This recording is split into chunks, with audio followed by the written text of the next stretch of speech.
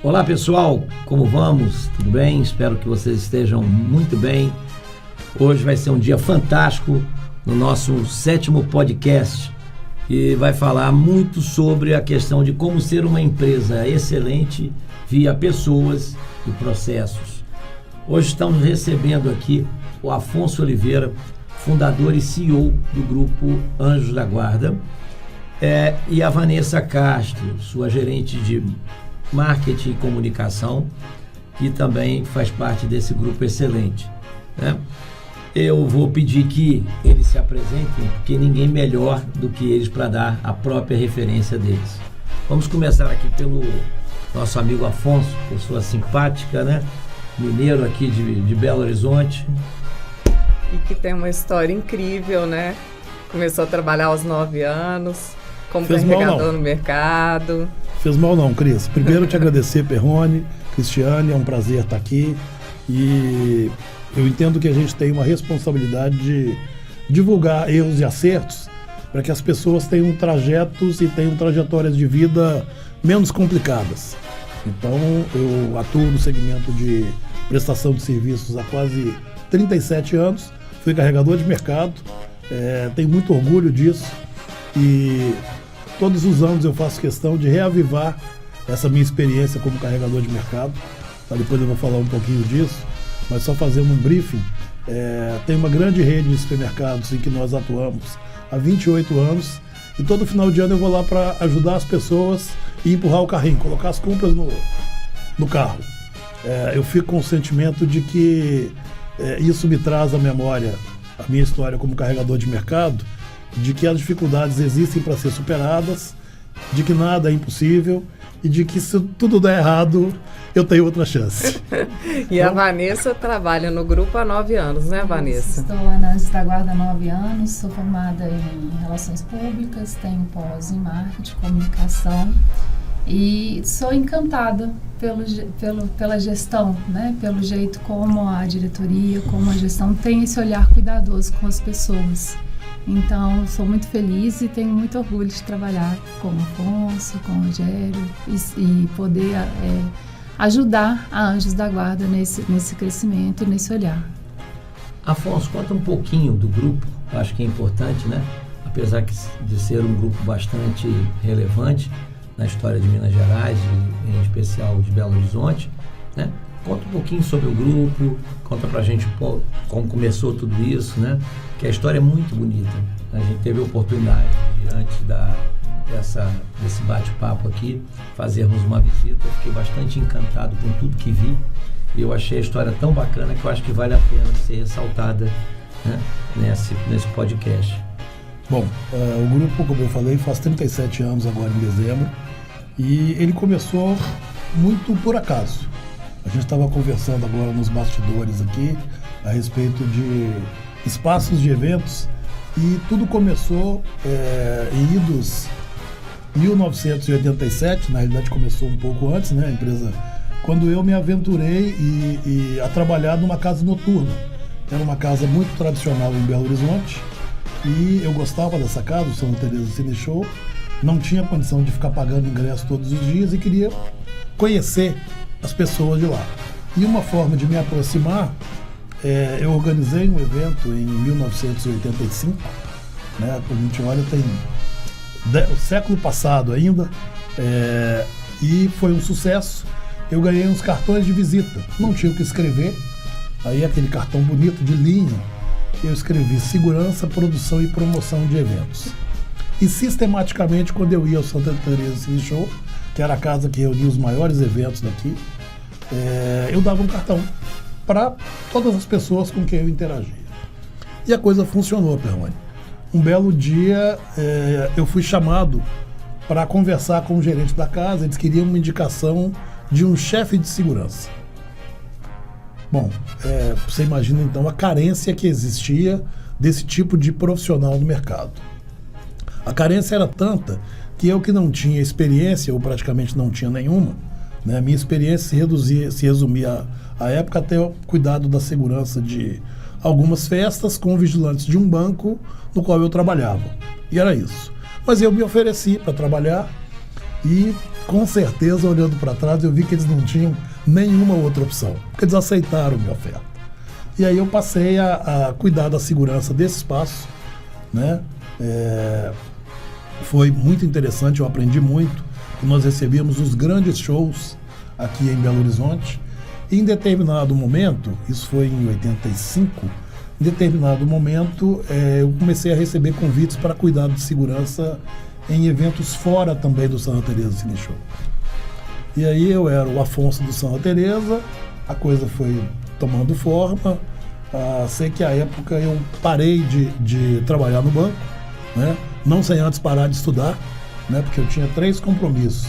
Eu estudava de manhã, trabalhava no banco à tarde e fazia segurança do Santa Teresa à noite, e a casa abria todos os dias. E a primeira opção, no primeiro conflito, né, de descanso, esse tipo de coisa, vamos parar de estudar? Vamos. Ok. E aí parei de estudar, não concluí o 2º grau à época. Fiquei no banco e, num segundo momento, em 1986, eu me recordo que eu fiz um show e tive uma renda bem superior ao que era o meu salário no banco. E eu falei, bom, o banco está me atrapalhando, tchau pro banco. Com toda a informalidade que o mundo permitia à época, e aí passando por todos os percalços que vocês possam imaginar. A coisa evoluiu até que em 1987, aí já com um pouco mais de referência no mercado e tal, eu resolvi formalizar a empresa. E aí eu esbarrei numa outra questão. Pelo Código de 1916, pelo Código Civil, eu não podia abrir uma empresa, porque eu não tinha 21 anos. A maioridade à época para construir uma empresa era 21. Nada que minha mãe não pudesse resolver, porque ela confiou em mim para me emancipar. E aí, aos 20 anos, em dezembro de 87, eu abri a firma individual que deu origem ao Grupo Anjos da Guarda. Nós somos 3 empresas, com foco na área de serviços, tecnologia e vigilância patrimonial. Nós empregamos 2.000 pessoas e temos atuação em todo o estado de Minas Gerais. E, claro, tem muita história para contar. E só por uma curiosidade, por que Anjos da Guarda? Sua pergunta é excelente e, graças a Deus e a minha mãe, nós temos esse nome. Porque à época havia uma empresa muito tradicional no Brasil que cuidava de todo o show business. Todos os artistas que se apresentavam tinham a tiracolo um segurança da Fonseca's Gang, que era um sargento, foi sargento da Rota em São Paulo, e ele era a pessoa que era o expert em prestação de serviços de acompanhamento. E ele era o meu ídolo, vamos dizer assim. Quando eu resolvi abrir empresa, eu não tive nenhuma dúvida em batizar a empresa como Afonso's Gang. Eu ia pegar uma carona. E aí minha mãe, muito prudente, né, e com o poder da caneta de que iria me emancipar, falou: meu filho, gangue é muito feio. Põe Anjos da Guarda, Deus vai te ajudar. E pegou bem. Não preciso falar nada, né? Tá tudo certo. A gente interage ainda com o grupo Fonsecas, esse grupo existe ainda em São Paulo. E eu fico feliz e agradeço todos os dias por ter tido esse puxão de orelha embrionário do batismo da empresa. Na nossa conversa lá, né, anterior a esse podcast, a gente conversou muito sobre as práticas de gestão que são adotadas pelo grupo. Eu gostaria que você falasse um pouquinho sobre elas. Quais são as principais, e a Vanessa também pode complementar aí, né, com essa certificação que vocês conseguiram agora, e como é que vocês estão fazendo para publicizar isso? Bom, a gente tem hoje no mercado uma sopa de letrinhas, né? Então você tem ESG, você tem compliance, você tem não sei o quê. Mas eu sou uma pessoa muito família. Aliás, as pessoas do nosso grupo têm essa característica. E se você pensar bem, a origem dessa sopa de letrinhas, nada mais, nada menos do que tem origem no respeito. E esse respeito se aprende de berço. Você aprende que você não pode pegar o que é do coleguinha, você aprende que você tem que conhecer as pessoas com quem você anda, e aí você tem os conceitos de compliance. Você aprende que você não pode desperdiçar água, até porque é um produto muito caro e é finito, né, na água tratada. Então você aprende sobre responsabilidade social. E aí, quando você leva isso para uma atividade empresarial, você harmoniza muito melhor com o público com quem você interage, né? Com o seu público interno, com seus clientes, com a sociedade como um todo, porque você já age com isso na essência, né? Então, eu acho que não precisa ficar inventando muita moda, né? A gente buscou depois certificações para referendar o que nós já fazíamos, mas isso vem literalmente da origem. É um pouco do DNA da Anjos da Guarda, da nossa genética. Eu vejo que, naturalmente, as pessoas que possuem esse perfil de família, de ajudar ao próximo, de estarmos juntos, eles vêm e agregam e estão dentro do nosso DNA, daquilo que a Anjos da Guarda acredita. E quando, né, por algum motivo, algum profissional não tem tanto esse perfil, naturalmente os laços, né, se desfazem, a pessoa procura um outro lugar. E esse DNA que é muito forte, que é um valor muito, muito, muito forte pra gente. E a gente anda junto, anda na mesma sinergia. E isso faz, assim, total diferença. A gente percebe nitidamente, né, quando tivemos essa visita, que tem 2 grandes valores para vocês. Sim. A parte de pessoas e a parte de processos. E essa junção, e ainda ganhando como pano de fundo uma boa infraestrutura, que a de vocês é excelente, né? A gente vê, e a gente já falou isso em outros podcasts, que esse é um fator crítico de sucesso, né? Todas as empresas que lograram muito êxito têm esse tripé muito bem fundamentado: gente, processo e infraestrutura. Todas as empresas que eu prestei muita assessoria, todas que tinham muito sucesso, tinham isso como um grande DNA. E o de vocês, o principal DNA, né, são pessoas. Porque o resto a gente consegue equalizar. As pessoas é difícil. E alinhar isso com nossos valores, né, que eu acho que é uma coisa que a gente percebe nitidamente, né, que isso para vocês é um fator mesmo fundamental, tendo em vista até que vocês levam isso tão a sério que ganharam já o prêmio do Great Place to Work, né? Melhores empresas para se trabalhar agora em 2023. Estão candidatos agora de novo em 2024 e recentemente tiveram a certificação dos processos de vocês pela ISO 9000. A gente vê que isso é uma realidade.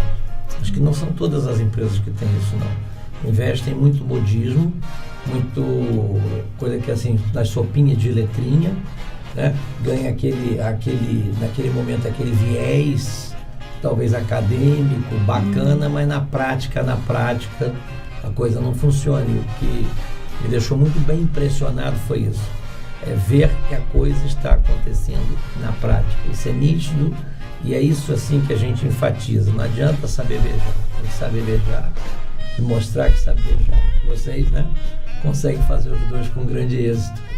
Eu não dei nenhum beijo lá não, tá, pessoal? Pois isso realmente faz sentido, porque quando nós buscamos primeiro, fizemos essa consulta, porque como é que funciona o processo do Great Place to Work? Nós temos uma enquete, uma consulta que é feita aos nossos empregados. Então isso pra gente foi mais rico, porque a gente já tinha, obviamente, um ótimo relacionamento. A gente sempre trabalhou a questão do acolhimento. Nós sempre trabalhamos, por exemplo, a questão de um desligamento humanizado. Quando a Vanessa mencionou a questão de ser feliz, nós temos uma estrutura, um DNA dentro da nossa empresa. Às vezes a pessoa que não se adapta, ela vai conseguir ser feliz em outro lugar e ela tem essa oportunidade. Ninguém está forçado a ficar lá, né? Nós temos um ambiente que acolhe e em que as nossas empresas, obviamente, arcam com tudo o que é de responsabilidade legal ao tempo e à hora. Além disso, para que a gente possa disseminar um pouco da nossa cultura, nós promovemos a criação e incentivamos a participação nos cursos de uma universidade corporativa, no formato EAD. Nós temos uma série de políticas de treinamento que extrapolam o que é o treinamento convencional.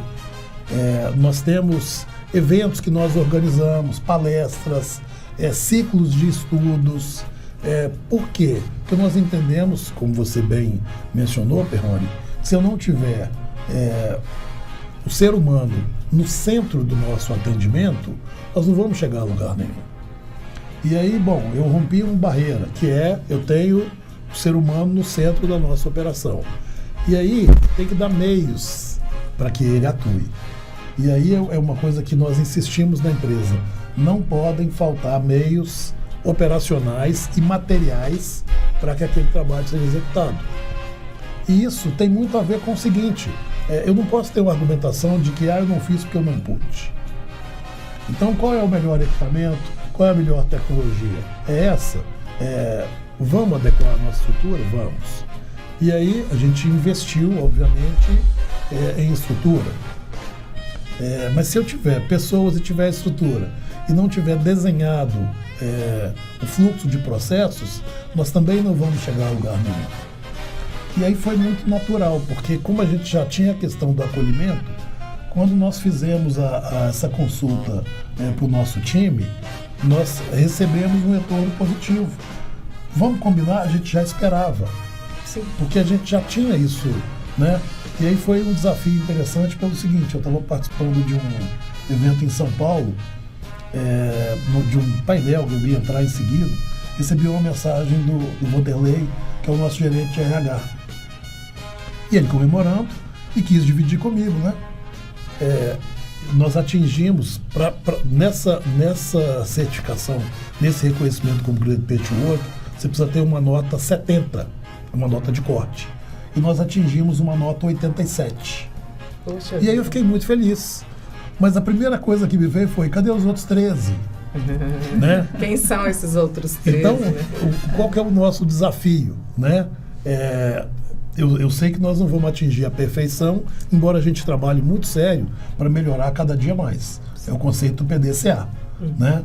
Mas eu espero, e estamos trabalhando para que a gente atinja uma nota igual ou superior a essa 87. Agora, Afonso, eu gostaria de te perguntar como é que é ter na empresa diferentes gerações trabalhando juntas, né? Muitas empresas se queixam, né, da dificuldade com os mais jovens, e a gente conversou anteriormente também, vocês falaram que estão driblando isso aí da melhor forma possível. Conta um pouquinho pra gente, vocês dois, sobre essa experiência de ter um time com diferentes gerações. A Vanessa vai falar melhor do que eu, porque ela tem na equipe direta dela essas gerações variadas.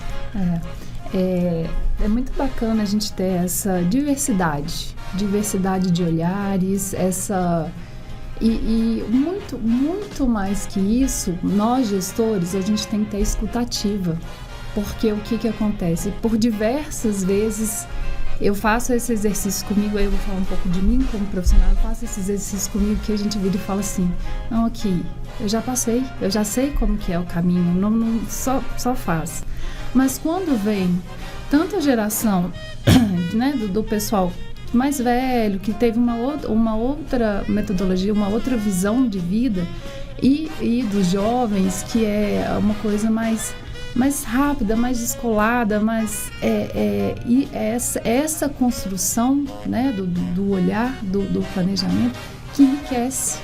Então, ter muito assim, deixa eu escutar, deixa eu entender, né, a melhoria está aqui na mesa, a solução a gente precisa encontrar juntos, vamos ver essas várias nuances, e aí a gente ganha demais, porque são visões de vida diferentes, são tempos mesmo, né, diferentes. Então o jovem, ele traz mais essa questão da tecnologia, a gente está muito a questão das redes sociais, de ter a vida real, e essa vida das redes sociais também, a vida do tecnológico é muito importante.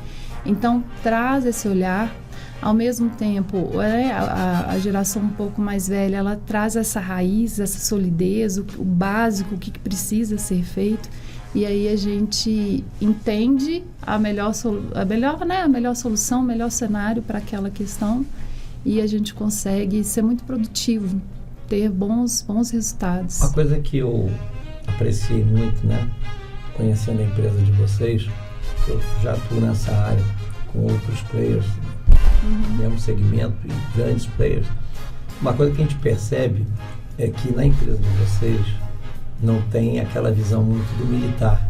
A maioria das empresas que eu prestei assessoria, todas, algumas gigantes, né, como a Prosegur, a gente via que tinha uma predominância sempre de um contexto ou de polícia militar, ou de polícia civil, ou do exército, alguma força armada, né?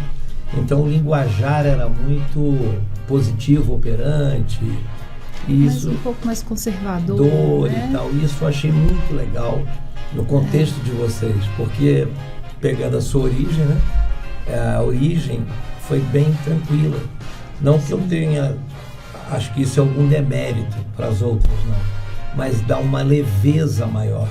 Entendeu? Dá uma leveza na relação. Você atinge os dois perfis, porque vamos combinar o seguinte: por que você tem uma estrutura de vigilância via de regra associada a uma formação militar? Pelo conceito do respeito, pelo conceito da disciplina, pelo conceito da hierarquia, pelo conceito dos processos.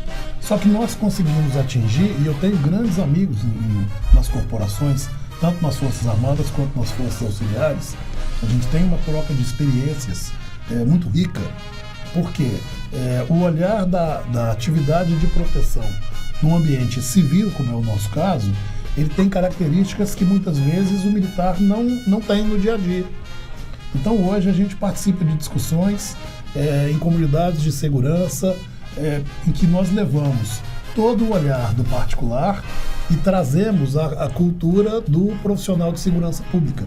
E é uma integração muito interessante, porque num conceito de proteção, primeiro ele é a responsabilidade de todos, indistintamente, né? Segundo, que vamos combinar que o Estado ele tem um limite na operação dele. E muitas vezes você tem um tomador de serviço, você tem um cliente que tem necessidades que são específicas. Não seria razoável que o Estado promovesse a segurança de todas as particularidades daquele particular. E aí entra a empresa privada, com o olhar, com o estudo, e aí ela cria ali um ambiente de proteção e favorece a que o Estado consiga promover a segurança pública como um complemento ou em outras áreas. Então é uma relação que tem ficado cada vez mais madura, tá? Em que todos ganham. É colaborativo. Colaborativo, né? Esse é o conceito.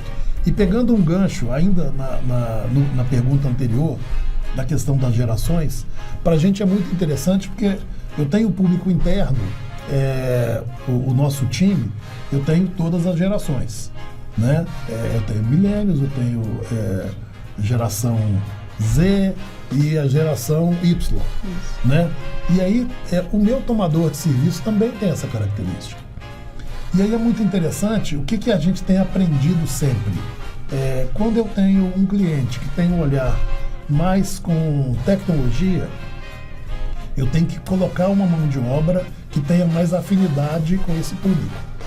E isso é muito bacana, porque na linha do tempo a gente aprendeu a fazer isso, inclusive com determinados segmentos econômicos. Você tem segmento que tem um olhar mais para questão ambiental, você tem segmentos que tem mais relacionamento com a questão de processos. E aí a gente já fez estudos internos para dizer o seguinte: olha, se eu errar a mão e inverter o meu prestador de serviço para esse cliente, eu perco os dois. Eu perco o prestador de serviço e perco o cliente. Então é um aprendizado muito interessante, tanto que você comentou a respeito de acolhimento. Nós temos hoje várias pessoas que ingressaram na nossa operação na condição de jovens aprendizes e que foram efetivados em diferentes áreas. Porque tem um olhar, tem uma provocação, a gente tem lá um canal em que as pessoas podem interagir com a empresa de um modo geral. É um canal de comunicação, tá? Dentro do portal do colaborador. E às vezes a gente recebe lá uma sugestão de um curso para ser colocado na universidade corporativa. Isso para a gente acaba gerando um valor muito grande para a operação.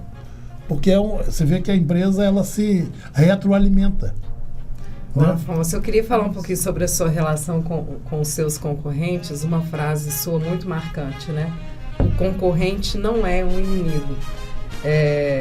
Isso veio de um grande congresso que vocês fizeram.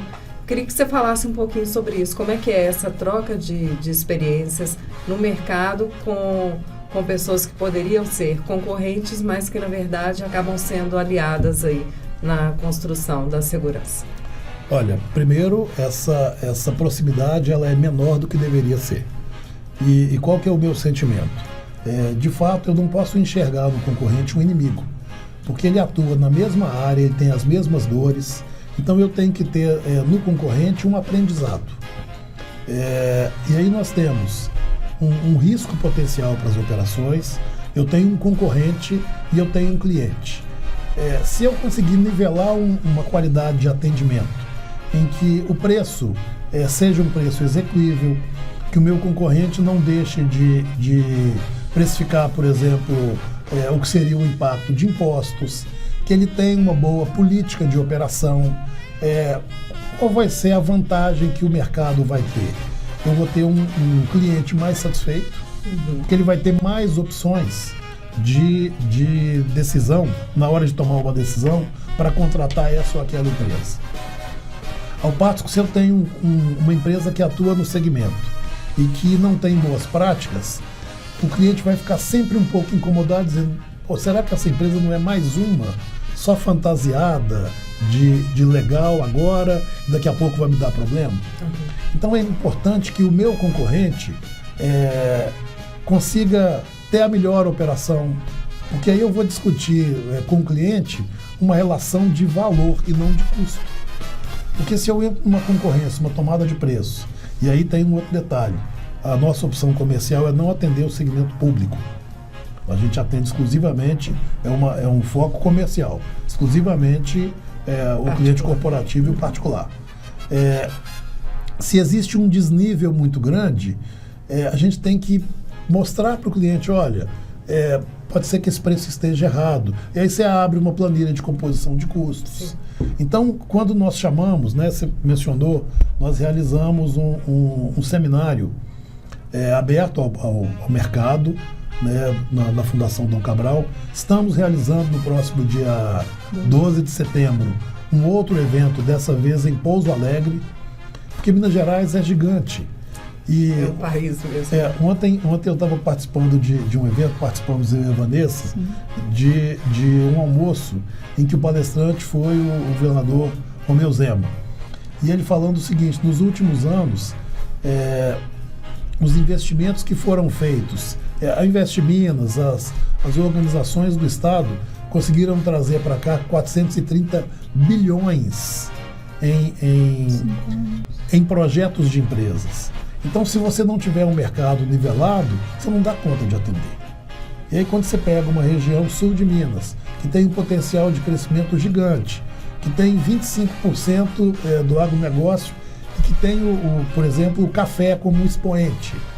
Você tem ali um sem número de indústrias e de empresas ligadas à logística e e-commerce.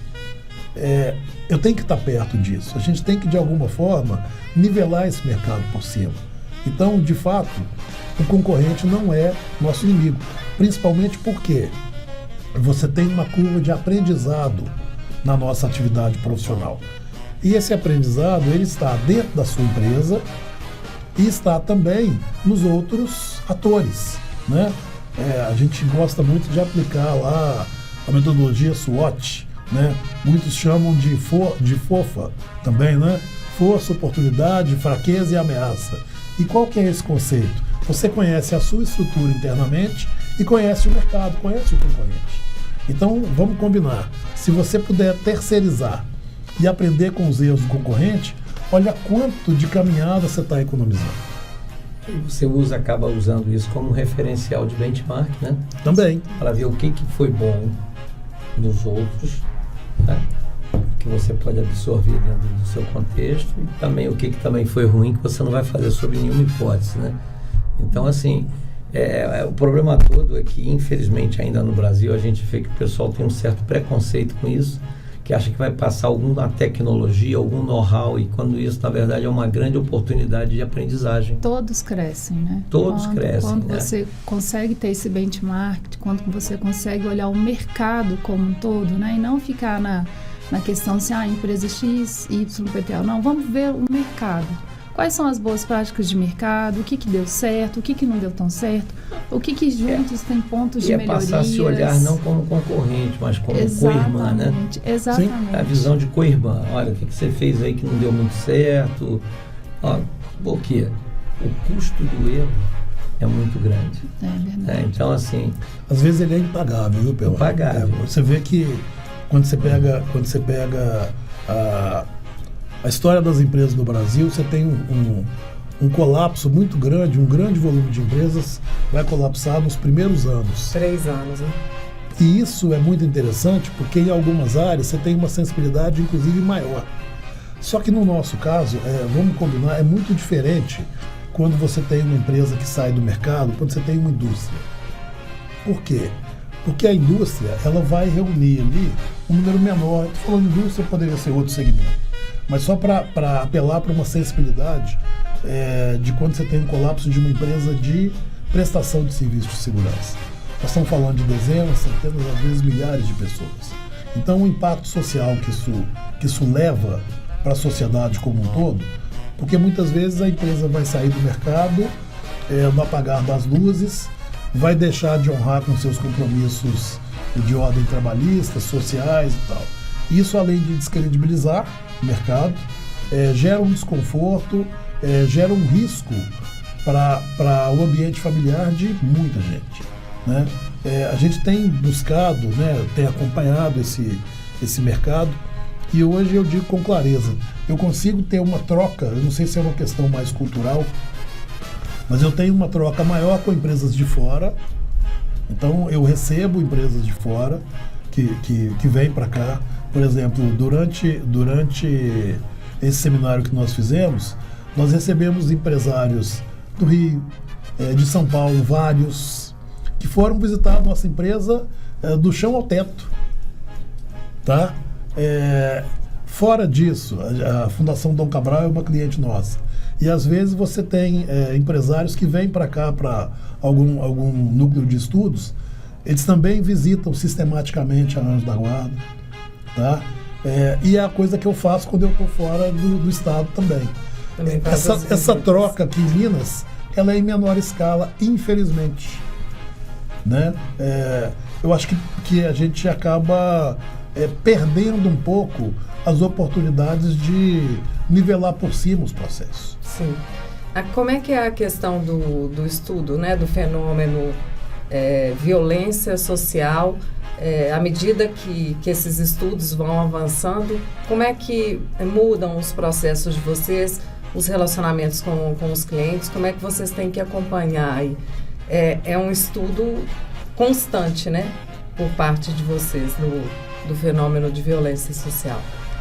A violência social, ela tem origem, né, ela tem um tripé básico e ele é imutável. Família, religião? Família, religião e política.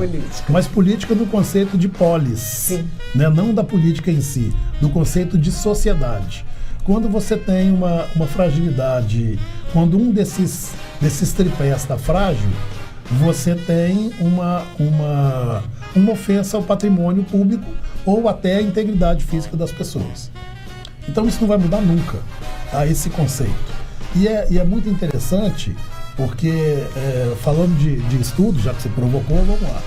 Quando você pega, por exemplo, um estudioso que foi Durkheim, ele tratava o seguinte: a violência serve para que as pessoas atuem mais como sociedade. Porque quando você vê alguma coisa que ofende a integridade física de alguém ou o patrimônio, a sociedade como um todo, ela tem um desconforto. Então é mais ou menos o seguinte: ela se une para criticar ou para negar aquele tipo de ação. Qual que é o grande problema que nós temos hoje? As pessoas acabam ficando isoladas nas suas próprias ilhas e elas pegam esse inconformismo somente depois que as ocorrências acontecem. Então, o que a gente tem provocado, e eu tenho participado muito de seminários, entrevistas e tal, eu digo sempre o seguinte, todo mundo tem o seu risco, mas você só consegue se proteger se você entender que o seu risco tem relação com o risco do seu vizinho. Se ele estiver protegido, você também vai estar. Né? Tem uma teoria muito interessante quando a gente estuda o fenômeno da segurança, que é a teoria das janelas quebradas. E ela traz como básico, tá, o seguinte: um ambiente degradado tende a estar mais exposto a ações de violência, de menor ou maior porte. Então vamos lá. Se você tem um ambiente, uma rua que não tem iluminação, ela está mais exposta ao risco. Se você tem um ambiente que já está todo pichado, degradado, em tese fica a sensação de que ninguém está cuidando. E isso, assim, você tem dezenas de exemplos. Você pega, por exemplo, um ambiente que não tem uma poda regular de árvores. Você tem um prejuízo para a iluminação, você tem mais áreas de sombra para que alguém se esconda para tentar um mal feito. Então, um ambiente social melhor estruturado é a questão de regras, né? Se você tem um ambiente que as pessoas costumam, por exemplo, furar fila com frequência, em algum momento alguém vai se insurgir, você pode ter a partir dali uma violência. Então, a organização ela é um auxílio muito grande quando a gente fala de proteção. E a proteção e o risco estão em todos os lugares, Cristiano. Isso é muito bacana. As pessoas às vezes assustam um pouco quando eu digo que eu estudo violência. E eu estudo violência. Porque quando você pega, por exemplo, que a violência ela consome 6% do PIB do país, olha o impacto que isso traz, ou o atraso que isso gera, né? E aí, qual que é o conceito? A gente precisa realmente investir em educação, né? É muito bonito falar, né? Mas e na prática? Na prática, a educação, cada um pode contribuir um pouco, né? Nós temos lá, por exemplo, nosso ambiente de responsabilidade social. Nós temos algumas ações, desde divulgar políticas de proteção para as pessoas em diferentes áreas. A Vanessa, com o time dela, desenvolve isso, né? A gente faz cartilhas com dicas de segurança, com como que a gente pode trabalhar essa segurança com o vizinho, e pensar no entorno mesmo, na vulnerabilidade que aquele entorno traz. E aí, a partir disso, a gente gera dicas para que as pessoas tenham esse olhar, fiquem mais atentas, se protejam o próximo, né? Proteja ali o seu entorno, a sua comunidade. Então, a gente faz isso de forma periódica, sistemática, vai sempre trazendo essas informações orientativas e educativas para os nossos clientes. A gente percebe que isso vem de encontro a alguma coisa que vocês comentaram conosco também, que é o entender para poder atender. Exatamente. Você só consegue fazer um bom serviço nesse segmento se você entender o fenômeno, o entorno. Sim. Porque de repente sua casa é uma fortaleza, mas a outra que está do seu lado é totalmente vulnerável. E é por ali que, né, você vai ter uma abertura que poderá ter uma vulnerabilidade. Então é o famoso entender para poder atender.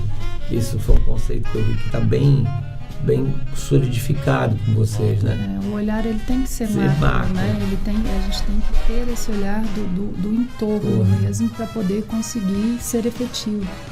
E a sua casa ser uma fortaleza, ela vai ajudar, mas não vai resolver. Você vai ter que chegar até ela, você vai ter que sair dela em algum momento.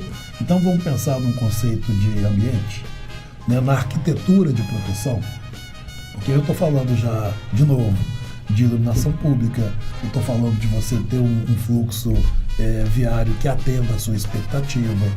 Então, quando você faz um estudo de segurança, e isso é muito interessante, cada um de nós já faz um pouco disso no dia a dia.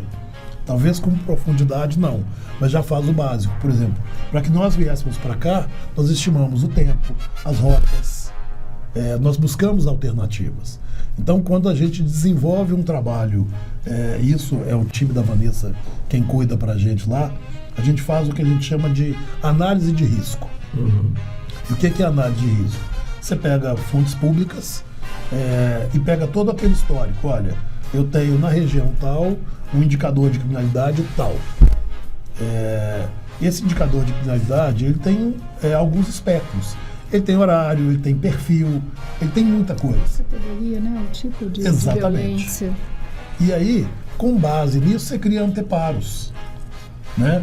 Então, por exemplo, uma coisa que infelizmente nós deixamos de fazer, quando nós não temos, quando existe algum tipo de problema que requer o chamamento do Estado e que nós não chamamos, não, foi roubado, não quero registrar e tal, a subnotificação talvez seja o maior problema, porque você cria ali uma ilha da fantasia. Eu tenho muitos problemas que não são relatados. Portanto, não viram políticas públicas. E aí, vamos combinar o seguinte, olha, eu fui ali, pratiquei um delito. As pessoas ali estão tão acostumadas com isso que sequer fizeram uma notificação. Qual que é o resultado disso? Eu consigo voltar ali.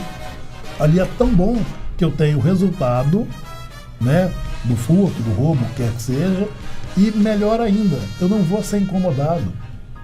Então, o Estado, ele tem duas vertentes. Ele tem um aspecto preventivo, que é o policiamento ostensivo, polícia militar e tal, para que eles lancem policiamento, para que eles façam esses estudos, eles têm o que a gente chama de manchas de criminalidade. O que é isso? Olha, nesse horário, nessa região, eu tenho esse fenômeno, então eu vou lançar mais policiamento ostensivo, vou criar algumas alternativas. Na outra ponta, eu tenho a Polícia Civil, que é a Polícia Judiciária. Ela também precisa de informações para entender o seguinte, como é que eu vou identificar determinado autor e como é que eu consigo associá-lo a mais ações delituosas, de maneira que, quando eu apresentar isso para o Judiciário, ele tenha mais chances de ficar fora de circulação, de ser detido durante algum tempo. Se eu não tenho a notificação, todo esse pilar está destruído. Desmorona. Né? E aí, isso volta para a pessoa que deixou de fazer o registro, porque ela vai ficar mais exposta ao fenômeno da violência. Aqui, vamos falar um pouquinho da nova ISO? Vamos. 27.001. É um número diferente, eu nunca tinha ouvido falar. O Perrone com certeza conhece, né? Conta pra gente um pouquinho. Essa é a expectativa. Eu entendo, Cristiane, que nós temos uma responsabilidade social exatamente por estarmos atuando num segmento que tem conexão com a violência. Né? Então nós lançamos no ano passado um projeto, que é o Projeto Palmas. Ele consiste num veículo elétrico e ele circula pelo hipercentro de Belo Horizonte, e nós conseguimos as faces, né? Existe uma base pública da Polícia Civil, da Delegacia de Desaparecidos, e nós municiamos a nossa central com essa base de faces. Então esse veículo itinera pelo hipercentro, ele tem uma câmera de reconhecimento facial. Quando existe uma similaridade da face da ordem de mais ou menos 80%, isso vai para um operador nosso para validar aquela informação. E se a gente entender que aquela pessoa de fato é a pessoa desaparecida, nós acionamos a Delegacia de Referência de Pessoas Desaparecidas. Uhum. Muito bonito. Eu fico muito feliz com esse projeto. E na prática, de fevereiro a outubro do ano passado, nós localizamos 7 pessoas.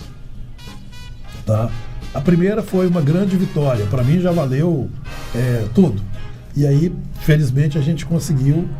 Só que, de novo, vale a pena a gente estudar esse fenômeno do desaparecimento. E aí nós conversamos com pessoas que trabalham nesse segmento né?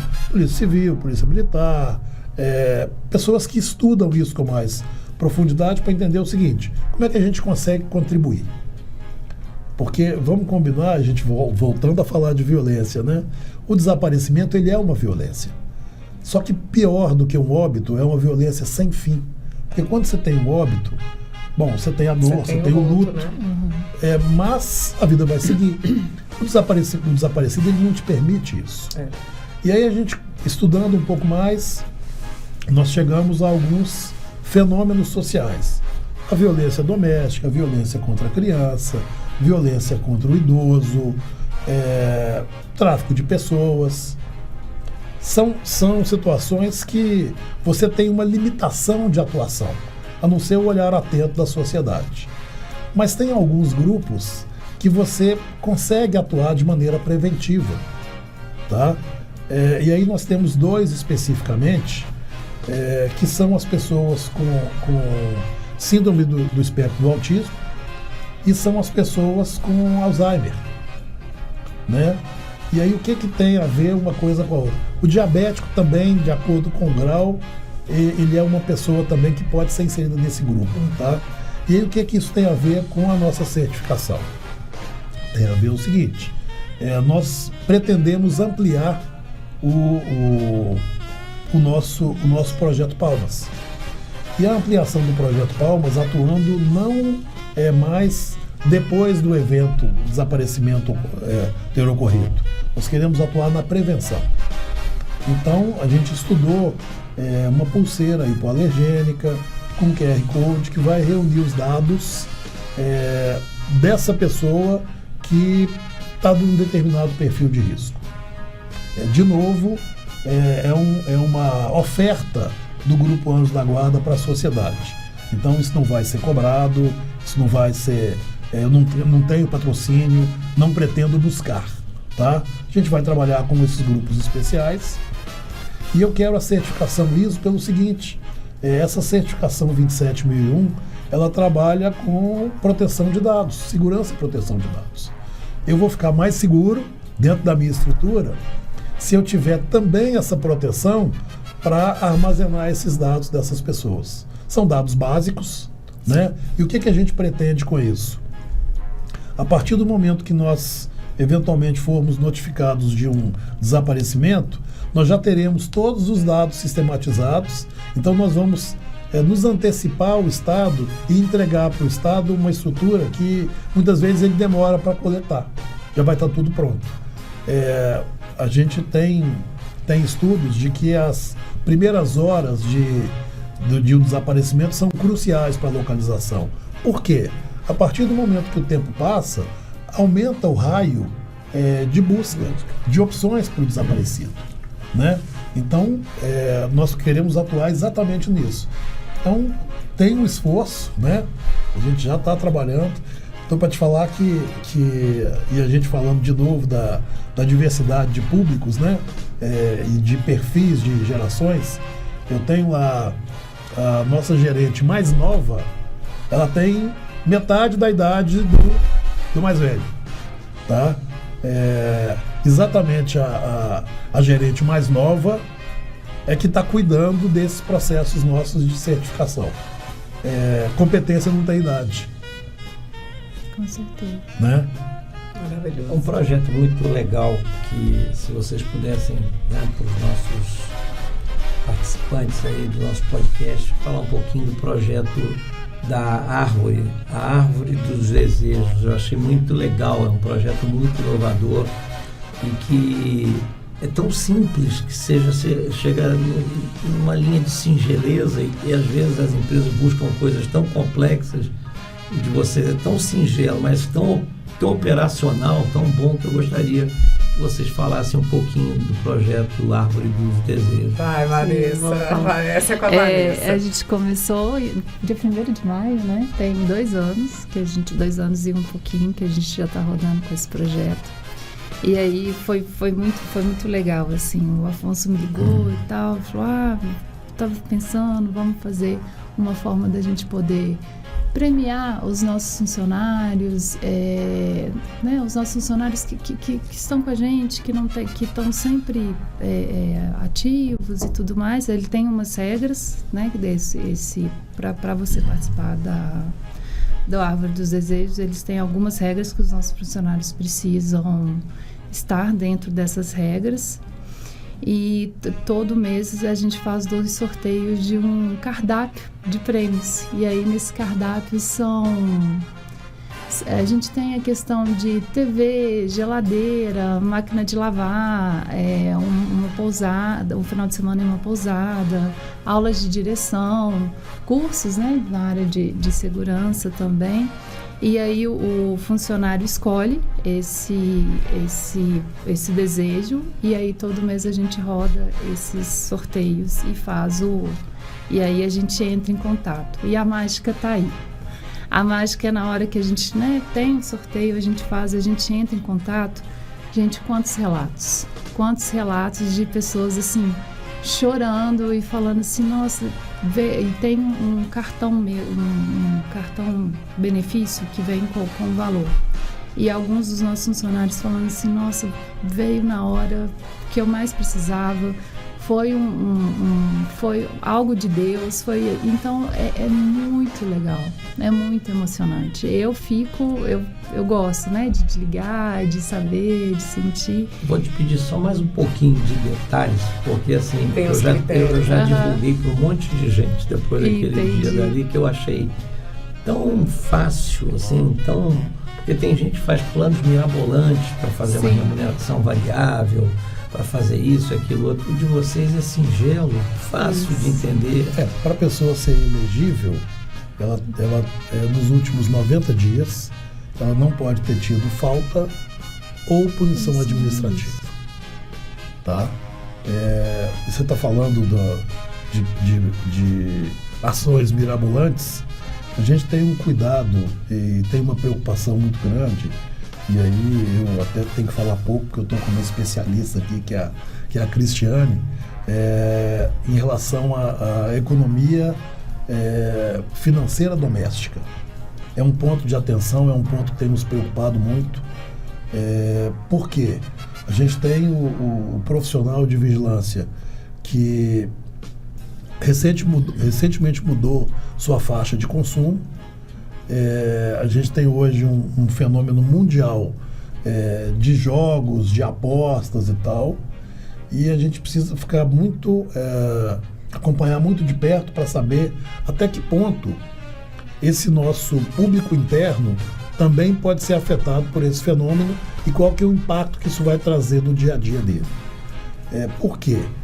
A gente mantém uma abertura para o nosso colaborador para que ele possa ter antecipação de férias, de 13º, tá? Existem regras que guardam relação também com absenteísmo, com esse tipo de coisa.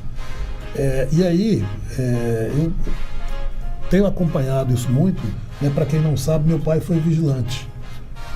Então, eu fico muito antenado em tudo que pode afetar o meu público interno. Né? Desnecessário dizer o carinho que eu tenho por ele, né? E aí, a minha preocupação agora e a gente chegando no 13º, né? Novamente a gente vai antecipar. Ainda esse mês eu estava olhando lá as pessoas nossas e fazendo alguns cruzamentos de informação de quem tem um empréstimo consignado, de quem tem algum tipo de endividamento. E por que eu estou falando isso? Porque nós queremos trabalhar um pouco no conceito de orientação financeira, né? De ver como é que eu posso mudar um pouco o perfil da minha renda.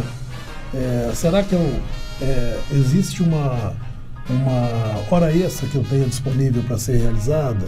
Será que eu posso mudar o meu meio de transporte, ter um consumo menor de combustível, por exemplo? Uma coisa que a gente percebe muito é que às vezes o funcionário ele recebe uma promoção ou recebe o reajuste da data base da categoria e imediatamente ele aumenta o padrão de vida dele. E aí ele fica sem nenhuma reserva ali. Se acontecer qualquer imprevisto, ele já está vivendo um patamar acima. Então, um conceito que a gente costuma abordar muito é viver um degrau abaixo. À medida que você vai tendo promoções, porque a nossa tendência é evoluir na profissão, principalmente em empresas que dão esse tipo de oportunidade. Em vez de você pegar aquele aumento todo e já começar a colocar no seu gasto, você mantém o seu padrão de vida anterior e aquilo que sobra vira poupança. Aí vem um outro conceito, que é pagar-se primeiro. Ele vira poupança não no fim do mês, porque no fim do mês não sobra. Você tem que já chegou o salário, já retira uma parte desse dinheiro como se fosse um boleto para o meu eu do futuro e guarda o dinheiro. E com o restante você vai continuar pagando as suas contas normalmente. Tem tanta coisa. Tem. Eu acredito também que é muito importante detalhar, né? Porque às vezes você vai pagando, você vai, vamos que vai dar certo, vai dar bom. E você não faz esse colocar na ponta do lápis, né? É o básico, né? Mesmo, é o colocar, senta, pega suas informações, coloca na ponta do lápis, que a partir dali, você entendendo o seu cenário, você vai saber o que você tem que fazer. Então é aqui que eu vou segurar um pouquinho, aqui que eu vou mudar a questão do meu transporte, e aí você tem as informações para você tomar a decisão, até para sobrar esse dinheirinho, essa poupançazinha para você poder se pagar. A gente tem um dado hoje no Brasil que é muito preocupante, né? Quase 80% de pessoas endividadas e 30% de pessoas inadimplentes.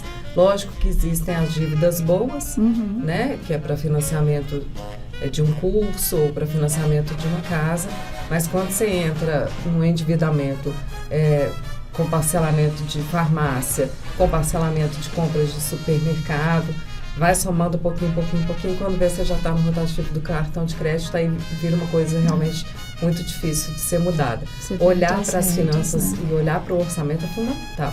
É fundamental, porque você consegue ver ali qual é o seu comportamento e, de repente, enxergar ali o que está te passando a rasteira. Ai, aquela compra de roupa todo mês, o meu sapato... Então, você consegue identificar, né, para onde é que está indo o seu dinheiro e, de repente, fazer escolhas melhores. Porque experiências são muito mais marcantes para a nossa vida do que bens materiais. Tem um outro ponto interessante, e aí nós usamos a Universidade Corporativa. Durante a pandemia, nós abrimos as inscrições para os familiares também, tá? Nós entendemos que era um momento sensível, que as pessoas estavam limitadas na sua movimentação e muitas vezes não tinham tanta opção ou variação de oportunidades de aprendizado, de interação.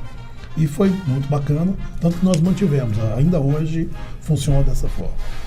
E aí nós colocamos dentro da Universidade Corporativa uma série de cursos que não tem nenhuma conexão com o ensino técnico da nossa atividade. Exatamente porque nós quisemos, nesse caso, favorecer o ambiente familiar.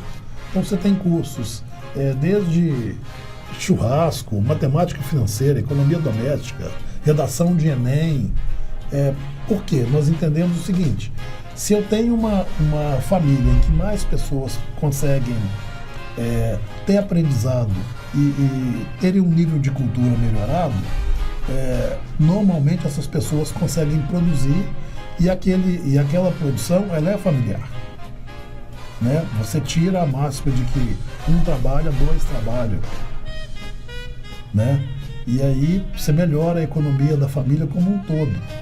E aí, novamente, se você consegue fazer com que mais pessoas estejam produzindo, você tem uma evolução no aspecto econômico e tem também das compensações que essa família vai ter.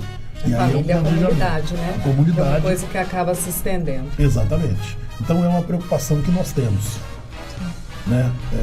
Das pessoas terem conhecimento.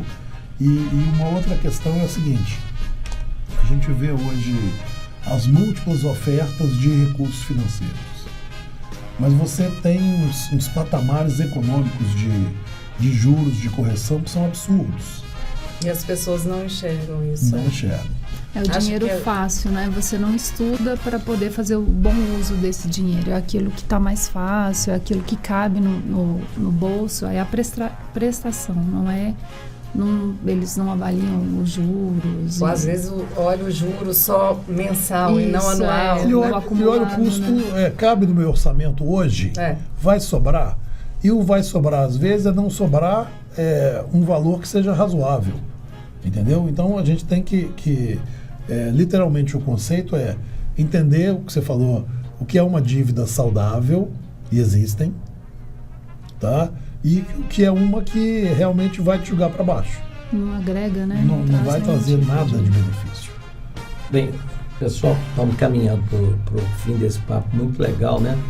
E eu gosto sempre de perguntar, porque assim, chegar à excelência é um caminho, manter-se na excelência é um desafio, né? O que vocês têm aí, já que vocês já tiveram uma jornada muito bacana, né? Trilharam aí um caminho muito legal. Quais são os próximos desafios que vocês têm para se manter na excelência? Né? Porque você é igual time de futebol, né? Então a gente vê aí vários times que já foram top de patamar. Eu tiro até pelo meu time do coração, que é o Vasco, né? Ele sempre tem que falar do Vasco. Então, assim, eu vejo que é um caminho, é um grande desafio, né? Vocês já chegaram na trilha da excelência, né? Bem, com bastante estruturação de projetos para pessoas, para processos.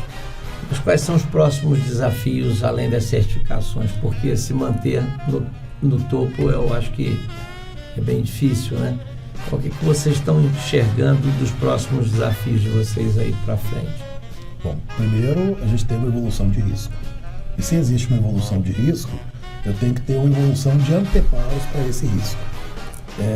Nós temos trabalhado no desenvolvimento de novos produtos, então a gente já iniciou a instalação em Belo Horizonte de uma estrutura que nós chamamos de olhos de anjos, que são conceitos de postes com inteligência artificial e que estão dentro da essência da segurança e da proteção colaborativa.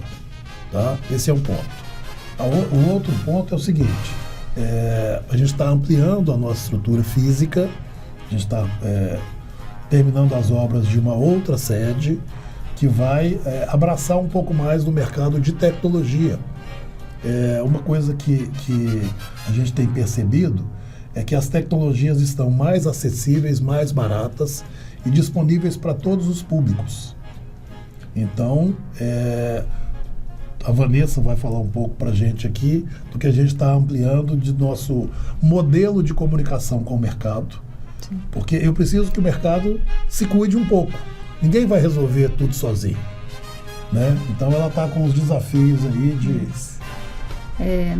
Nesse ano a gente está trabalhando muito a questão de educar realmente o mercado.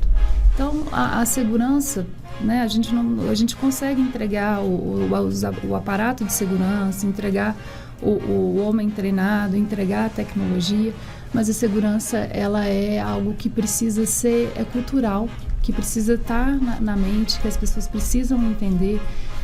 95% prevenção, então não é a reação que vai fazer com que a gente esteja em um ambiente seguro, né? Então a gente tem que entender assim, como fazer uma segurança de forma inteligente, o que eu preciso entender que é mitigar vulnerabilidades, o que é preventivo.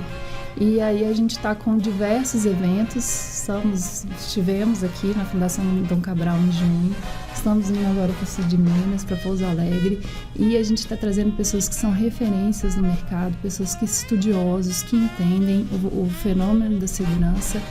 E o que a gente precisa é levar a educação, é levar a segurança, a inteligência da segurança para a gente crescer juntos nesse conceito. E aí a gente cresce todo mundo, cresce o mercado. Transformando comportamentos mesmo, transformar, né? Exatamente. É construir e transformar. Aí com certeza a gente vai ter a segurança na sua essência, né? Então, caminhando agora para o fim, vou ouvir as considerações finais e, por favor, você faça finalmente. Vamos começar pelo Afonso. Bom, eu queria agradecer a oportunidade, Rony, Cristiane, convidar você que está nos assistindo para que interaja conosco nas nossas redes sociais.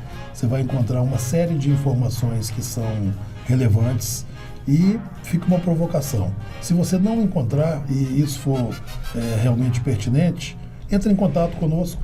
Nós temos pessoas que se dedicam a estudar esse fenômeno da violência, a estudar o fenômeno de proteção e vamos ter muito prazer em buscar alternativas para cuidar de pessoas, porque na essência o conceito de segurança para a gente é proteger pessoas e marcas, né? Então é muito oportuno esse momento para trocarmos ideias aqui, conversar, identificar o que a gente pode melhorar na nossa sociedade, situação em que vamos ganhar todos. Eu quero agradecer a oportunidade, agradecer a essa troca de experiência, de insights, para a gente foi muito engrandecedor. E estou à disposição, a Anjos da Guarda está à disposição, é um pouquinho do que o Afonso falou, o que a gente puder trabalhar de informação, de conteúdo, o que a gente puder trazer de benefícios para a comunidade, para a sociedade, a gente está à disposição. A gente que agradece, né? Foi um aprendizado e tanto, foi ótimo ter ido até a empresa, conhecer os processos de gestão de vocês, a forma como vocês tratam os colaboradores. Eu tenho 2 frases. Uma é: bandido não me pega não. E hoje eu aprendi ainda um pouco mais. Quando eu estava aqui na porta, eu falei assim: gente, se chegar algum ladrão aqui, eu jogo a minha bolsa ali, meu celular já está escondido. Então eu sou uma pessoa que estou sempre trabalhando a minha própria segurança. E outra frase que eu acho que pode ir para o pensador do Google: o concorrente não é um inimigo. Cunha, Afonso. Muito obrigada, gente. Obrigada, Perrone, pela parceria. Obrigado a todos, né? Ficamos muito orgulhosos de ter vocês aqui como um grande exemplo, como uma grande referência, né? Nossa ideia aqui é divulgar melhores práticas de gestão. Eu acho que quando vocês quiserem ver as melhores práticas na prática, visite a Anjos da Guarda. Um grande abraço e até a próxima aí, pessoal. Muito obrigado por tudo. Obrigado. Tchau, tchau.